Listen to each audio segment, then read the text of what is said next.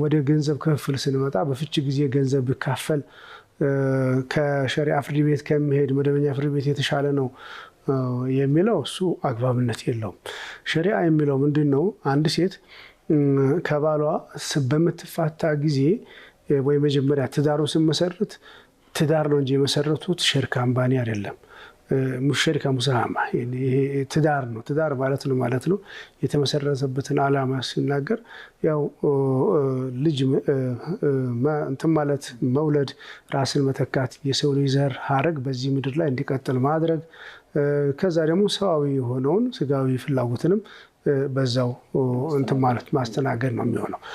ይሄ ነገር ነው በዚህ ሂደቱ በዚህ ውስጥ ብዙ ቁም ነገሮችና ብዙ ፋይዳዎች ይካተታሉ። ይሄ ነው። ከዛ ውጭ እሷ ንብረት ካላት ንብረቷን ሳታገባ ፊት ንብረት ካላት ንብረቷን እንደተጠበቀ እንደተከበረ እየካበተ እያደገ ይሄዳል።